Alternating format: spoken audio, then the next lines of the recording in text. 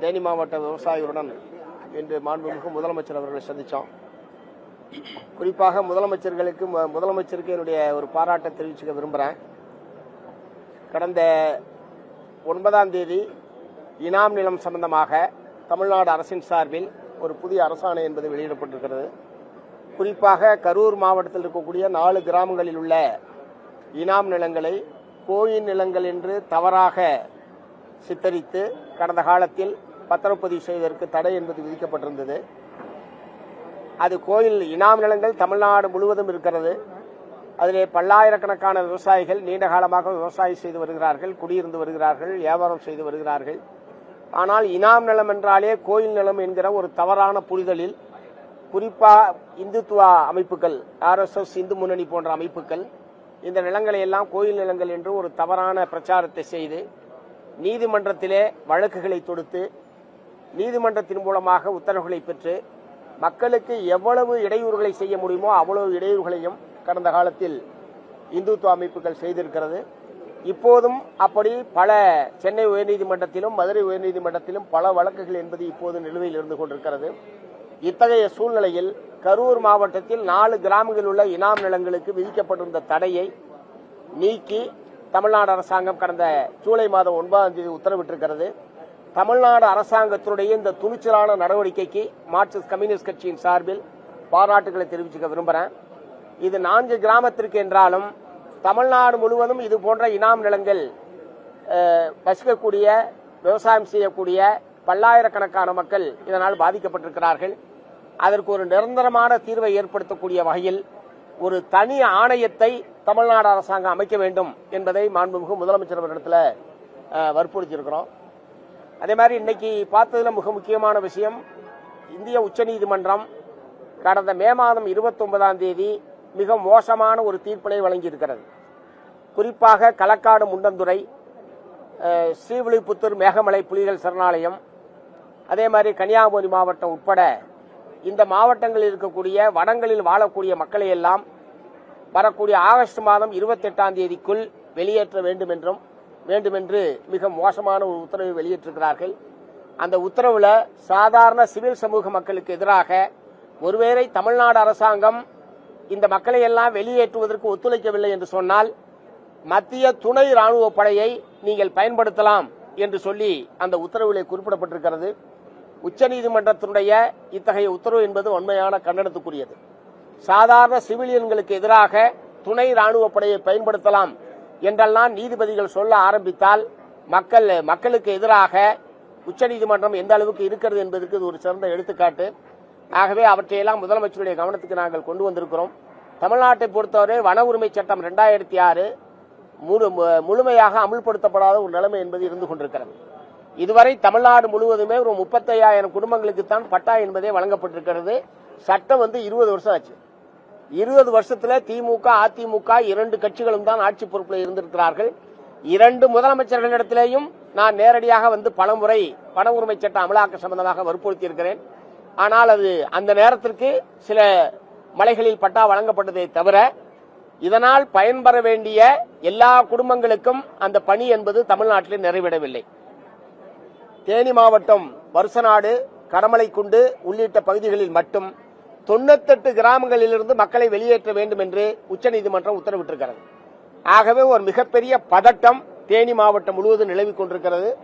ஆகவே இந்த பிரச்சனையில் தமிழ்நாடு அரசின் சார்பில் உச்சநீதிமன்றத்தில் மறு சீராய்வு மனு தாக்கல் செய்து இந்த தீர்ப்பை நிறுத்தி வைக்க வேண்டும். இரண்டாவது, வன உரிமை சட்டம் 2006 பழங்குடியினர் மற்றும் வனத்தை சார்ந்து வாழக்கூடிய இதர சமூகத்தினருக்கு அந்த சட்டத்தில் உள்ள சரத்துக்களின் அடிப்படையில் அனைத்து பயனாளிகளுக்கும் வன உரிமையும் நில உரிமையை வழங்குவதற்குரிய நடவடிக்கைகளை தமிழ்நாடு அரசாங்கம் தீவிரப்படுத்த வேண்டும். இந்த 2 விஷயத்தை நாங்கள் வற்புறுத்தியிருக்கிறோம். அதே மாதிரி இரண்டாவது, விருதுநகர் மாவட்டத்தில் இன்றைக்கும் பட்டியல் சாதி மக்கள் வாழக்கூடிய ஒரு கிராம பகுதிக்கு பறைச்சேரி என்று பெயர் வைக்கப்பட்டிருக்கிறது. நீண்ட காலமாக இந்த பறைச்சேரி என்கிற பெயரை நீக்க வேண்டும், வடக்கு அச்சம் தவிழ்த்தான் என்று அந்த பெயரை மாற்ற வேண்டும் என்று அந்த கிராம மக்கள் கடந்த 15 ஆண்டுகளுக்கு மேலாக போராடி வருகிறார்கள். நானே அந்த கிராமத்திற்கு நேரடியாக சென்று மக்களுடைய கருத்துக்களையும் கேட்டேன். மாவட்ட ஆட்சித்தலைவர் பரிந்துரை செய்கிறார் மாற்றலாம் என்று சொல்லி ஆர்டிஓ பரிந்துரை செய்திருக்கிறார். கிராம ஊராட்சி தீர்மானம் நிறைவேற்றி அனுப்பியிருக்கிறது. இவ்வளவு அனுப்பியதற்கு பிறகும் தமிழ்நாடு அரசினுடைய ஆவணங்களில் அந்த பறைச்சேரி என்பது நீக்கப்பட்டு வடக்கு அச்சம் தவிழ்த்தான் என்று மாற்றுவது என்பது ஒரு சாதாரணமான சின்ன வேலை. ஆனால் அது கூட அந்த சிறிய வேலையை கூட கடந்த 15 ஆண்டு காலமாக செய்யாமல் அந்த மக்கள் மிகப்பெரிய மன உளைச்சலுக்கு உள்ளாகியிருக்கிறார்கள். நீ இந்த எந்த ஊர்ரா அப்படின்னு கேட்டா இப்படி ஒரு ஊரை சொல்ல முடியுமா? வெளியே நான் இந்த ஊர்ல இருந்து வரேன்னு சொல்ல முடியுமா? ஒரு மிகப்பெரிய மன உளைச்சலுக்கு அந்த மக்கள் உள்ளாகி இருக்கிறார்கள். அதை ரொம்ப கவனமாக முதலமைச்சர் அவர் கேட்டார். அநேகமாக உடனடியாக அந்த பறைச்சேரி என்கிற பெயரினுடைய கிராமத்தினுடைய பெயரை மாற்றுகிற நடவடிக்கை உடனடியாக எடுக்க வேண்டும் என்பதை நாங்கள் வற்புறுத்திருக்கோம். மூன்றாவது, வடக்கு அச்சம் தவிழ்த்தான். ஏற்கனவே அச்சம் தவிழ்த்தான் என்பது அந்த கிராமத்தினுடைய பெயர். அந்த ஊராட்சியினுடைய ஒரு பகுதியாகத்தான் இந்த பறைச்சேரி என்கிற கிராமம் இருக்கிறது. அந்த கிராம ஊராட்சியே வடக்கு அச்சம் தவிழ்த்தான் என்று மாற்ற வேண்டும் என்று அவர்கள் பரிந்துரைத்திருக்கிறார்கள். மாவட்ட ஆட்சித்தலைவர் அதை பரிந்துரை செய்திருக்கிறார். ஆகவே இங்கே வருவாய் நிர்வாக ஆணையர் ஒரு உத்தரவு போட்டால் முடிகிற விஷயம். ஆனால் அது கூட இது இரண்டாவது. மூன்றாவது, சேலம் மாநகராட்சிக்கு தண்ணீர் விநியோகிக்கிற உரிமையை சூயஸ் என்கிற பிரான்ஸ் கம்பெனிக்கு ஏற்கனவே திமுக ஆட்சி காலத்தில் ஒப்பந்தம் என்பது ஆட்சியை விட்டு போகக்கூடிய நேரத்தில் வழங்கப்பட்டிருக்கிறது. ஏற்கனவே இந்த சூயஸ் நிறுவனம் கடந்த 4-5 ஆண்டு காலமாக கோயம்புத்தூர் மாநகராட்சியில் தண்ணீர் விநியோகத்தில் ஈடுபட்டிருக்கிறார்கள். இந்த பிரான்ஸ் நிறுவனம் ஏற்கனவே பொலிவியா, தென்னாப்பிரிக்கா உள்ளிட்ட நாடுகளில் தண்ணீர் விநியோகம் செய்து அதில் ஏழை மக்களுக்கெல்லாம் தண்ணீர் வழங்காமல் தண்ணீர் விநியோகத்தை தடுத்து நிறுத்தியதனுடைய விளைவாக கட்டணம் கட்டலன்னு சொல்லி அந்த மக்களே பெரிய எழுச்சி ஏற்பட்டு அந்த கம்பெனியை அடிச்சு விரட்டினாங்க. அப்படிப்பட்ட கம்பெனியிடம் இப்போது சேலம் மாநகராட்சியினுடைய நீர் விநியோக உரிமையை தமிழ்நாடு அரசாங்கம் வழங்கியிருப்பது என்பது ஏற்கத்தக்கதல்ல. இதுல சாதாரண ஏழை எளிய மக்கள் உட்பட இணைப்புக்கும் 25 வருஷத்துக்கு புத்தகம் கொடுத்திருக்காங்க ஒரு கம்பெனிக்கு. இப்ப 25 வருஷத்துல அவன் எவ்வளவு கட்டணம் ஏத்துவான், என்ன பராமரிப்பான், ஏதும் தெரியாது. அதனால குடிதண்ணீர் என்பது அரசனுடைய குடிதண்ணீர் விநியோகம் என்பது அரசனுடைய கட்டுப்பாட்டில் இருக்க வேண்டுமே தவிர தனியார் அதுவும் பன்னாட்டு கம்பெனிகளை ஒப்படைப்பது என்பதை ஏற்கவே முடியாது. ஆகவே அந்த ஒப்பந்தத்தை ரத்து செய்ய வேண்டும் என்பதை மாண்புமிகு முதலமைச்சரிடத்தில் நாங்கள் தெரிவித்திருக்கிறோம். அதிகாரிகளோடு கலந்து பேசுவதாக தெரிவித்திருக்கிறார். இந்த மிக முக்கியமான இந்த 4 மாவட்ட விவசாயிகள், பழங்குடி மக்கள், அதே மாதிரி சேலம் மாநகர மக்களுடைய குடிநீர் உரிமை, இந்த விருதுநகர் மாவட்ட மக்களுடைய இந்த கிராமத்தினுடைய பெயரை மாற்ற வேண்டும் என்கிற இந்த முக்கியமான பிரச்சனைகள் சம்பந்தமாகத்தான் இன்றைக்கு முதலமைச்சரை சந்திச்சோம்.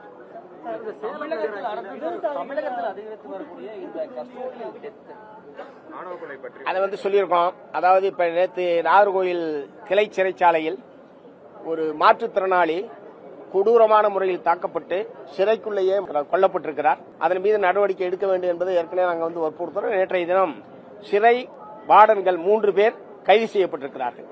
இந்த வழக்கு என்பது கொலை வழக்காக மாற்றப்பட்டிருக்கிறது. உடனடியாக நடவடிக்கை எடுக்கப்பட்டிருப்பது நல்ல விஷயம். அதே நேரத்தில் இதுபோன்ற சம்பவங்கள் நடைபெறாமல் தடுப்பது என்பதுதான் அரசுக்கு நல்ல பெயரை பெற்றுத்தரும் என்பதை நாங்கள் முதலமைச்சர் சொல்லியிருக்கோம்.